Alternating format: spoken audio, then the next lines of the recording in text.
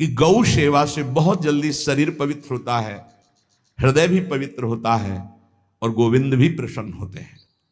यदि गाय घर में पाली जाए या गौशाला खोली जाए और गौओं की सेवा की जाए, जिनके पास अर्थ है, भाव है, भगवान स्वयं श्री कृष्णचंद्र जी ने गौ सेवा स्वीकार की, गौवें चराई। गौओं की परिक्रमा करने से, जैसे आप प्रभु के बिहारी जी के मंदिर की 4 परिक्रमा करें तो जो फल आपको मिलेगा, वही गाय की 4 परिक्रमा कर लें तो आपको प्राप्त हो जाएगा। गौ की प्रदक्षिणा से, गावः प्रदक्षिणी कार्यावंदनीया ही नित्यशः, जो रोज गाय को प्रणाम करता है और गाय की प्रदक्षिणा करता है तो भगवत प्रदक्षिणा का उसे फल प्राप्त होता है। यदि घर में गाय बंधी है और भूखी है और प्यासी है तो तुम्हारे सारे पुण्य नष्ट हो जाएंगे। गाय के गोबर से जहां लेपा जाता है, वहां जिस देवता का आवाहन करोगे वही देवता आकर विराजमान हो जाएगा। गौवें जहां विराजमान रहती, गौशाला में भजन करे तो कई गुना बढ़कर के प्राप्त होता है। जहां गौवें विराजमान होती हैं वो बड़ा पवित्र दिव्य तीर्थ स्थल माना जाता है। अपवित्र भूमि में भी यदि गाय के गोबर का लेप कर दिया जाए तो परम पवित्र मानी जाती है।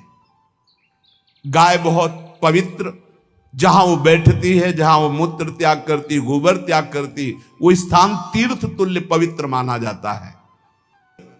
कितना भी बड़ा पापी हो, अगर पंचगव्य पिलाया जाए तो वो वैदिक मंत्रों को स्वीकार करने लायक हो जाता है, पवित्र हो जाता है। पंचगव्य में 5 चीजें गाय की होती है: गाय का मूत्र, गाय का गोबर, गाय का दूध, गाय का दही और गाय का घी। ये 5 मिलाकर पंचगव्य पिलाया गया था।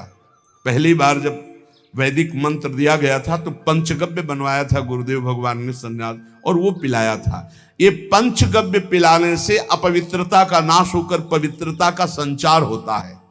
इसलिए धन्य है उनका जीवन जो गौ सेवा परायण है, भगवत भाव से।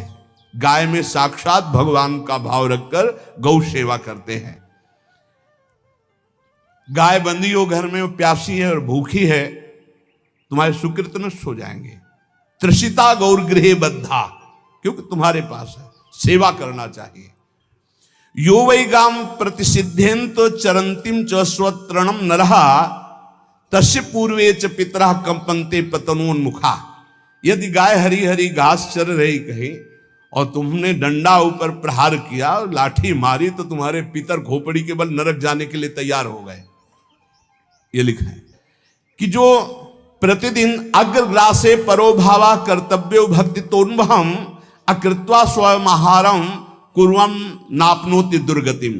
जे ही तुम्हारे गृहस्थ में, घरों में पहले होता था, अब तो भगवान जाने, जे ही पहली रोटी तवा में गई तो वो निकाल करके पक्की रखी जाती थी गौग्रास के लिए, पहला रसोई में।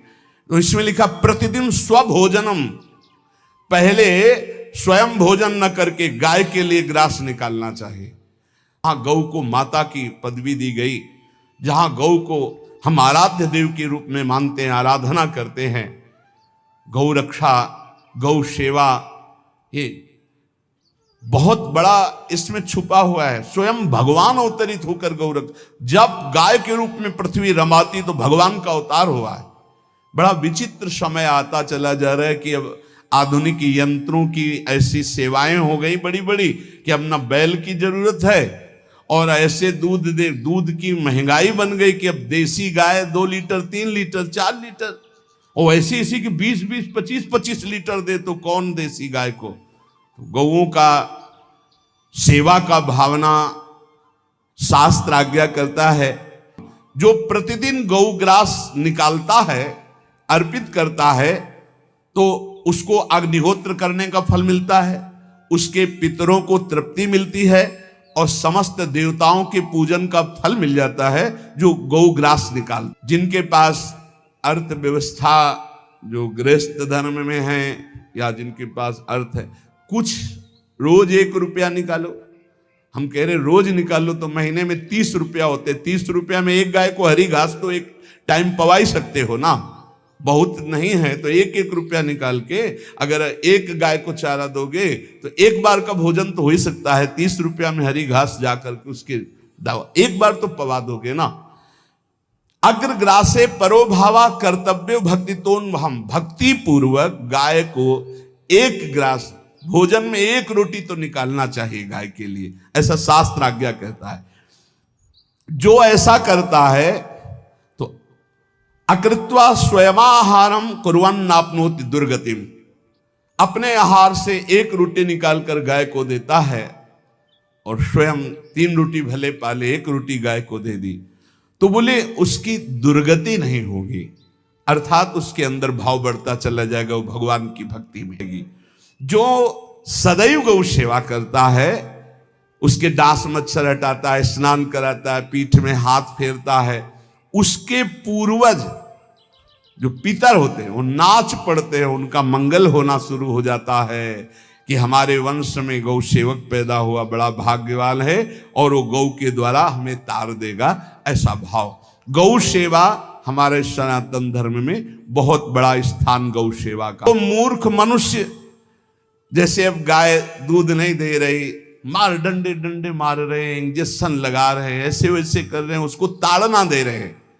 तो बोले जो मूढ़ बुद्धि मूर्ख मनुष्य यो वही ताड़ते यष्ट्याधेनुम मर्त्यो विमूढ़धि, वो गाय को लाठी से मारता है, डंडे से मारता है, हाथों से मारता है तो धर्मराजस्य नगरेशा याति करवर्जिता, धर्मराज जी पहले अपने नरक में ले जा करके उसके कहते थोड़े थोड़े तिल तिल करके पहले इसके हाथ काटो, मरना है नहीं वहां, अब आराम आराम से थोड़े थोड़े पहले हाथ वर्जिता, इन्हीं हाथों से गाय को मारा था ना, तो ऐसे थोड़ा थोड़ा काटा जाता है उसके हाथ। गौ सेवा का धन सिर्फ गौ सेवा में ही लगना चाहिए। आप गौ सेवक है, दूध पान कीजिए, रोटी खा लीजिए, लेकिन गौ सेवा का अर्थ आप अपने वासनाओं की पूर्ति में, अपने मनोरंजन में या अपने मन के संकल्प भावना में नहीं पूरी कर सकते। गौ सेवा के लिए ही पूरी कीजिए। गौ के वास का निर्माण, गौ के भोजन की व्यवस्था, वो दूध दे ना दे, वो कैसी भी अवस्था में हो, उसकी सेवा परायणता, उसके लिए सेवक रखना, सेवकों को भी सुख प्रदान करना, लेकिन स्वयं कभी गौ के सेवा के लिए आए हुए धन का स्वयं के लिए भोग न करना और निरंतर भजन रखना, उसे परम पद की प्राप्ति हो जाएगी। जो गौ के शरीर को स्नान कराता है, गौ के शरीर को कीट आदि से, मच्छर आदि से रक्षा करता है और खूब अच्छा अच्छा पदार्थ गौ को, केवल दूध के लोभ से नहीं, ये हम गौ सेवा की बात कर रहे हैं, ये कि नहीं वहां 10 लीटर दूध देती तो हाथ फेरो, जब दूध नहीं देती है तो चारा भी ठीक से नहीं दे रहे और उसके ये स्वार्थी हो, गौ सेवा का बात नहीं। वो दूध का लोभी केवल व्यापार की बात करता है। गौ सेवा का तात्पर्य है गौ सेवा केवल, खूब बछड़े को पिला दिया प्रसाद रूप से, जो दूध मिला उसका अपने सेवन की, वो बात तो अलग है। अब बछड़े को तो जरा सा केवल पिन्हाने के लिए कर दिया और खूब सारा दूध लीटर में नाप करके जा रहा है और उस समय तक तो खवाओ पियाओगे ही खूब अच्छे से, उसके बाद जब दूध देना बंद किया तो उसका आदर सत्कार खत्म, खोल के बाहर ऐसे वो प्लास्टिक खाते घूम रही है, तो ये गौ सेवा नहीं मानी जाएगी, वो स्वार्थ पूर्ति मानी जाएगी।